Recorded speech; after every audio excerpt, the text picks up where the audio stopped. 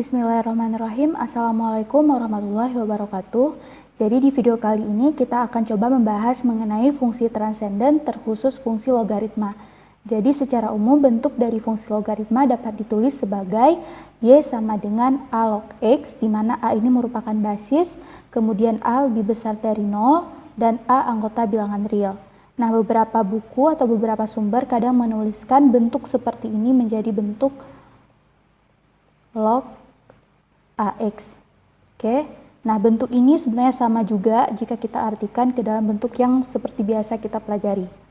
Kemudian bentuk Y sama dengan A log X ini jika dan hanya jika kita dapat mencari nilai Y-nya dengan X sama dengan A pangkat Y. Nanti kemudian kita akan lihat bagaimana aplikasi dari bentuk diimplikasi ini. Kemudian untuk domain dari fungsi Y sama dengan A log X, ini domainnya ialah X anggota bilangan real dan X lebih besar dari 0. Kemudian sedangkan dari range atau daerah hasilnya, Y seluruh anggota bilangan real. Oke, yang pertama tentukan nilai X dari bentuk 2 log X sama dengan 4. Oke, sekarang kita akan mencoba menggunakan konsep yang di atas ini. Ya, jadi yang pertama kita coba di sini 2. Jadi di sini A-nya sama dengan 2 ya, basisnya sama dengan 2. Jadi langsung aja X sama dengan A-nya 2 pangkat Y-nya 4. Berarti X di sini sama dengan 2 pangkat 4 itu adalah 16. Oke, jadi kita peroleh hasilnya X sama dengan 16. Oke ya. Nah, berikutnya ada juga nih soal latihan yang kedua di mana 2 log 64 itu sama dengan X. Nah, mungkin kalau kita pelajari sifat-sifat dari logaritma sangat mudah ya kita bisa mengetahui hasilnya. Nah, tapi kita coba akan memahami dari bentuk diimplikasi ini ya. Di mana di sini kita peroleh X-nya di sini berarti 64 ya. Posisinya kita lihat 64 sama dengan A-nya di sini basisnya adalah 2, Y-nya adalah X. Oke, kemudian 64 ini bisa kita buat ke dalam bentuk 2 pangkat ya, di mana 64 ini adalah 8 kuadrat. Ya, 8 itu adalah 2 pangkat 3, kemudian di sini bisa kita buat 8 pangkat 6.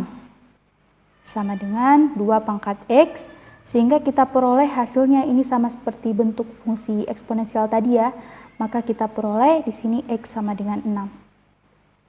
Oke, jadi langsung saja kita buat di sini nilainya X sama dengan 6. Ya, jadi kita peroleh hasilnya. Oke, kemudian sama dengan bentuk fungsi eksponensial tadi ya. Jadi di sini karena dia A-nya itu merupakan basis di mana A lebih besar dari 0, maka kita gunakan juga ada beberapa partisi interval. Jadi untuk interval di mana A ini berada di antara 0 dan 1, dia bentuk grafiknya seperti ini. Jadi dia monoton turun, kemudian untuk A sama dengan 1, dia bentuk grafiknya adalah seperti garis ya, garis lurus X sama dengan 1. Jadi ini X sama dengan 1, kemudian kalau misalnya basisnya itu lebih besar dari 1, maka dia bentuknya akan monoton seperti ini, monoton naik seperti ini. Jadi kalau di logaritma ini basisnya adalah 10 ya. Contohnya nih, misalnya kalau kita biasanya dalam mengakarkan sebuah bilangan. Jadi kalau misalnya akar 2 ya, ini maksudnya basisnya adalah 2 kalau akar. Kalau kita ingin menyatakan akar pangkat 3, maka kita harus memberikan informasi bahwa basis yang dimaksud di sini adalah 3. Ya, sedangkan 2 dia tidak perlu ditulis lagi. Sama seperti logaritma. Logaritma ini logaritma ini basisnya adalah 10. Jadi kalau misalnya kita mau buat misalnya di sini 10 log 2, maka kita juga dapat menuliskan log 2. Ya, jadi kita tidak perlu memberikan tanda, tidak perlu memberikan informasi dia basis berapa. Kalau tidak ditulis berarti dia maksudnya di sini adalah basisnya 10. Ya, basis dari logaritma. Oke. Selain dari 10, kita harus memberitahu basisnya apa. Misalnya kita mau buat kayak ini ya, basisnya 2, berarti kita harus kasih tahu informasinya 2 log X.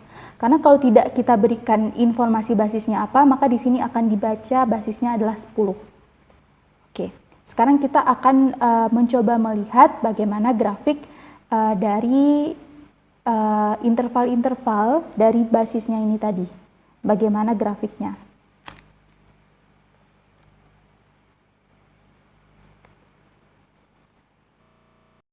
Nah, baiklah, sekarang kita akan mencoba melihat grafik dari logaritma berdasarkan dengan partisi yang sudah kita buat tadi, partisinya terhadap basis.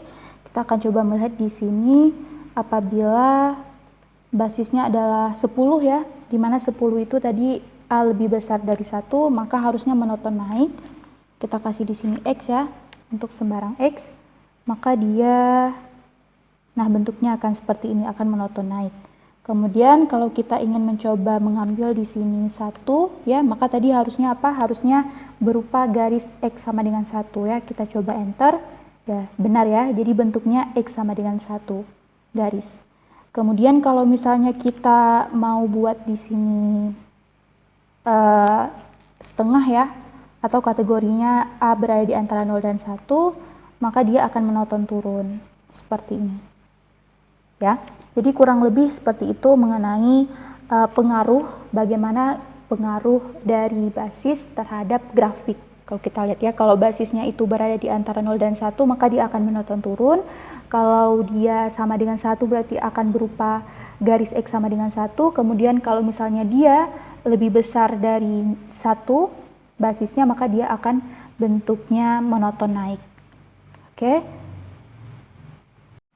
Nah, berikutnya dalam fungsi logaritma kita juga mengenal istilah fungsi logaritma asli atau di beberapa sumber disebut sebagai fungsi logaritma natural. Nah, ini terjadi apabila basis dari logaritma itu ialah bilangan Euler.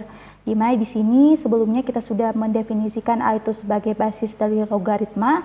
Nah, apabila A sama dengan E, maka di sini bentuknya menjadi E log X, maka bisa juga ditulis dan ditransformasikan ke dalam logaritma asli menjadi ln X dengan sifat-sifat sebagai berikut, di mana ln 1 itu sama dengan 0, ln E itu sama dengan 1, ln AB itu sama dengan ln A tambah ln B, kemudian ln X pangkat N ini bisa dibuat menjadi N ln X, dan E pangkat ln A sama dengan A.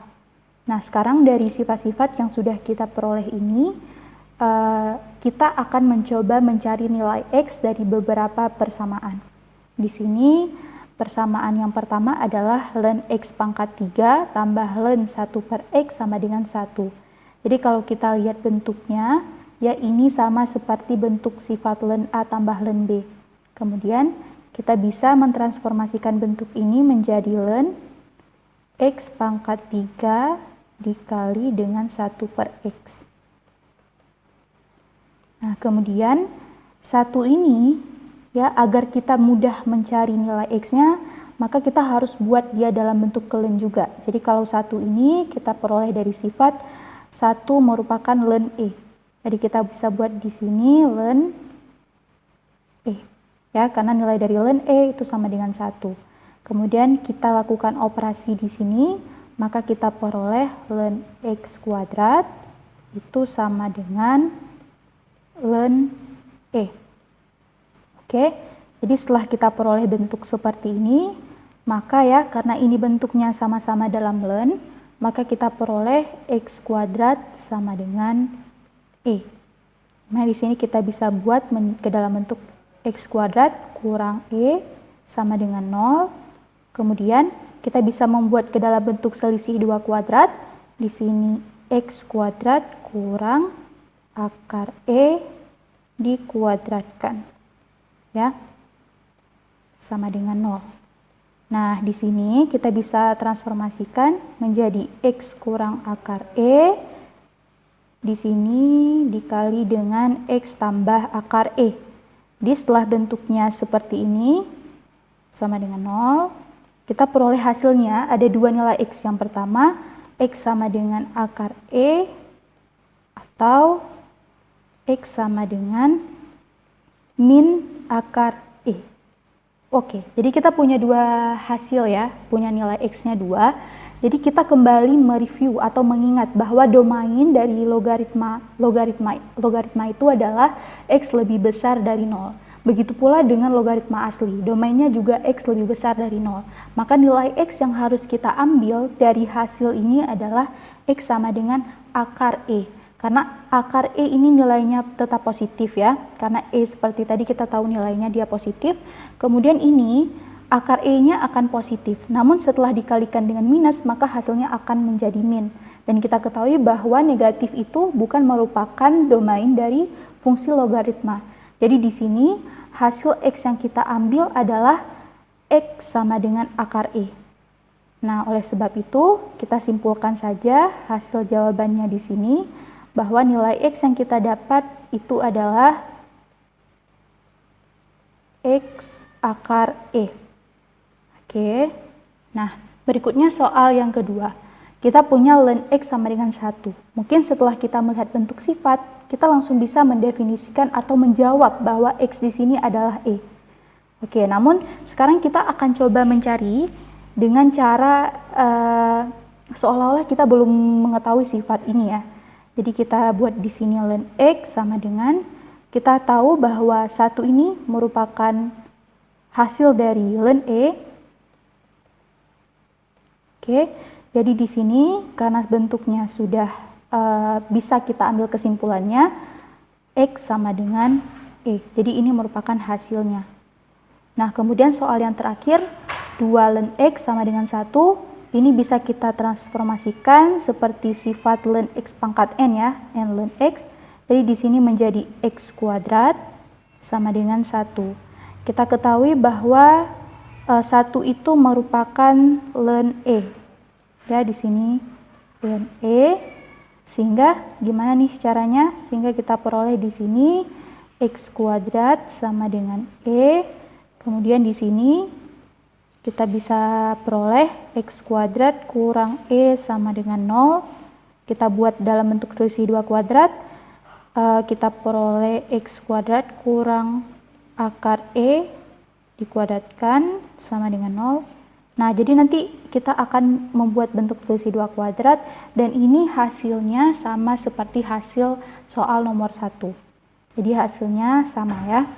Karena ln X pangkat 3 tambah ln 1 per X jika kita sederhanakan akan menjadi ln X kuadrat. Oke, jadi ini bisa coba diselesaikan sendiri. Kemudian kita ketahui bahwa untuk basis yang lebih besar dari 1, maka dia grafiknya kurang lebih akan berbentuk seperti ini. Jadi kalau kita gambar koordinat, jadi bentuknya kurang lebih akan seperti ini, dia berpotongan di 1. Oke, jadi kalau misalnya dia bentuknya basisnya adalah E atau bilangan Euler, dimana kita ketahui bahwa bilangan Euler itu dia masuk ke dalam kategori selang A lebih besar dari 1, maka kurang lebih gambarnya juga akan seperti ini. Nah, ini juga coba kalian cek sendiri menggunakan aplikasi grafik, atau kalau misalnya ingin membuat plot juga tidak masalah. Jadi sekian dulu mengenai pembahasan fungsi transenden. Kita sudah bisa mengambil kesimpulan bahwa fungsi transenden yang kita pelajari itu ada trigonometri, fungsi eksponensial, dan fungsi logaritma. Jadi mungkin secara detail sifat-sifat dari logaritma secara umum, kemudian sifat-sifat dari eksponensial secara umum itu dapat dipelajari secara mandiri. Jadi cukup sekian.